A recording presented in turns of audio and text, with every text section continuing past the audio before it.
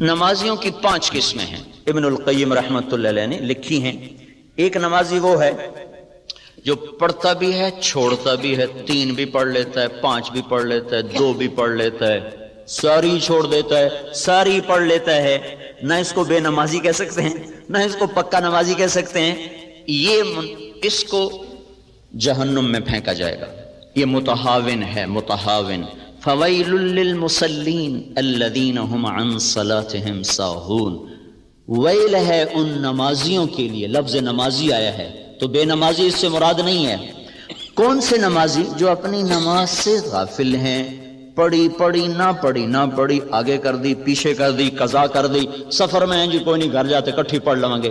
اس قسم کے جو نماز کے ساتھ اونچ نیچ ہوتی ہے، ان کے لیے ویل ہے۔ ویل، ویل کیا بلا ہے؟ ایک ترجمہ تو ہے بربادی، اور ایک ترجمہ ہے یہ ایک وادی ہے جس وادی کا ایک ایک بچھو خچر کے برابر بڑا ہے، اور جو ایک دفعہ ڈستا ہے تو 40 سال تک آدمی اس سے تڑپتا رہتا ہے۔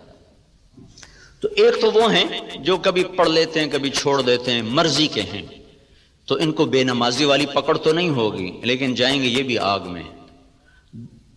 اس شخص کی نماز اس کی زندگی کو نہیں بدلے گی۔ دوسرا نمازی ہے جو 5 وقت کا اہتمام کرتا ہے، باقاعدگی سے نماز پڑھتا ہے، لیکن نماز کے اندر اور باہر برابر ہے، غافل ہو کر نماز پڑھتا ہے، نہ اس کو اندر کا پتہ نہ باہر کا پتہ۔ جس غفلت کے ساتھ وہ فائل پہ بیٹھا تھا، اسی غفلت کے ساتھ وہ صف میں کھڑا ہوتا ہے۔ جس بے دھیانی کے ساتھ وہ گھر سے نکلا تھا، اسی بے دھیانی کے ساتھ وہ نماز میں کھڑا ہوتا ہے، لیکن پڑھتا 5 وقت ہے۔ یہ معاقب ہے، معاقب۔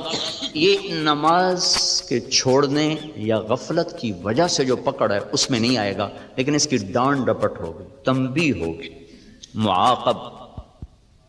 اس کی نماز بھی اس کی زندگی پر اثر انداز نہیں ہوگی۔ اس میں وہ جواب آ گیا ہے جو نماز پڑھ کے بھی لوگ رشوت لیتے ہیں، نماز پڑھ کے بھی لوگ گالیاں دیتے ہیں، نماز پڑھ کے بھی لوگ یہ کرتے ہیں۔ ایسی نماز کا کیا فائدہ؟ یہ بات تو غلط ہے۔ ایسی نماز کا فائدہ یہ ہے کہ نماز نہ پڑھنے کی سزا نہیں ملے گی، گالی دینے کی سزا ملے گی، نماز نہ پڑھنے کی سزا ملے گی۔ یہ اس سے بدرجہ بہتر ہے جو گالیاں بھی دیتا ہے نماز بھی نہیں پڑھتا، 2 جرم ہو گئے۔ جو رشوت بھی لیتا ہے نماز بھی نہیں پڑھتا، اس کے 2 جرم ہو گئے۔ قرآن کا دستور ہے فَمَن يَعْمَلْ مِثْقَالَ ذَرَّةٍ خَيْرًا يَرَهُ وَمَن يَعْمَلْ مِثْقَالَ ذَرَّةٍ شَرًّا يَرَهُ۔ رائی کے برابر اچھائی کر لو تو اس کا اجر ملے گا، رائی کے برابر برائی کر لو تو اس کی سزا ملے گی۔ اب اس میں سے اللہ جس کو چاہے معاف کر دے۔ تو یہ ایک ہمارے ہاں بات چلی، کیا فائدہ جی ایسی نماز کا؟ کیا فائدہ ایسی نماز؟ ایسے حج کا کیا فائدہ؟ ایسے روزے کا کیا فائدہ؟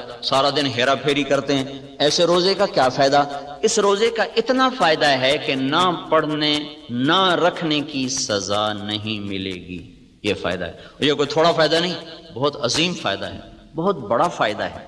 تو کسی گناہ کی وجہ سے کسی نیکی کو چھوڑنے کا حکم نہیں ہے، اور کسی نیکی کے غرور میں آ کر کسی گناہ کے کرنے کا حکم نہیں ہے۔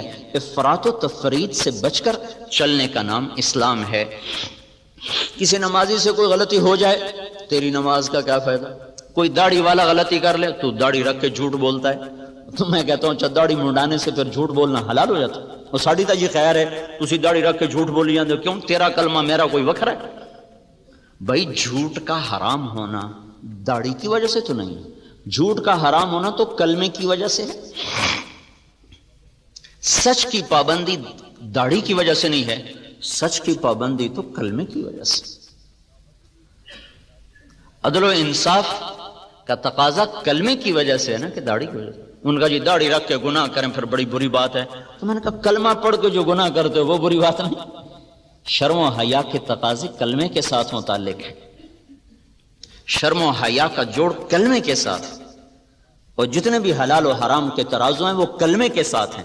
اس کا حصہ ہے داڑھی، یعنی کہ داڑھی کی وجہ سے شریعت زیادہ سخت ہو گئی ہے، یا نماز کی وجہ سے میرے اوپر حکم زیادہ ہیں اور آپ کے اوپر کم ہیں، داڑھی رکھنے کی وجہ سے میرے اوپر سچ بولنا فرض عین ہو گیا اور نہ رکھنے کی وجہ سے میرے لیے حلال ہو گیا، یہ بات تو نہیں ہے۔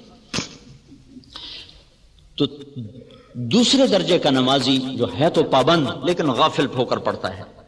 تیسرا درجہ نمازی وہ ہے جو نماز کا اہتمام بھی کرتا ہے اور کوشش بھی کرتا ہے کہ میں ٹھیک ٹھیک پڑھوں، اللہ کے دھیان سے پڑھوں، تو کبھی گھر کے سامنے کبھی اللہ کے سامنے، بس اس طرح وہ گھومتا رہتا ہے، ڈولتا رہتا ہے، کبھی ادھر کبھی ادھر کبھی ادھر کبھی ادھر، لیکن کوشش کرتا رہتا ہے۔ یہ معفو عنہ، یہ ہے جس سے اللہ درگزر فرمائے گا کہ ٹھیک ہے کوشش کی ہے، کوشش کی ہے۔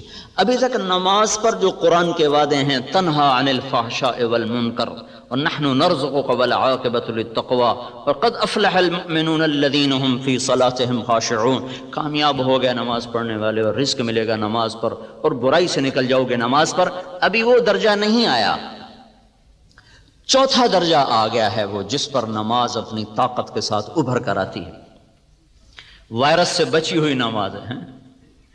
وہ کیا ہے، جب آدمی کہتا ہے اللہ اکبر تو اس کے بعد وہ سب سے کٹ جاتا ہے اور صرف اللہ کی ذات کے سامنے وہ مگن ہو کے کھڑا ہو جاتا ہے۔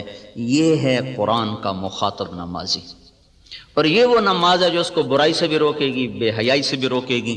یہ وہ نماز ہے جو اس کے ناممکن کو ممکن کر کے دکھا دے گی۔ اس نماز پر وہ نظام چل سکتا ہے جو ساری دنیا کے انسان نہیں چلا سکتے، کہ اللہ اکبر پھر اور کوئی یاد نہ رہے، پھر بس اللہ ہی ہو۔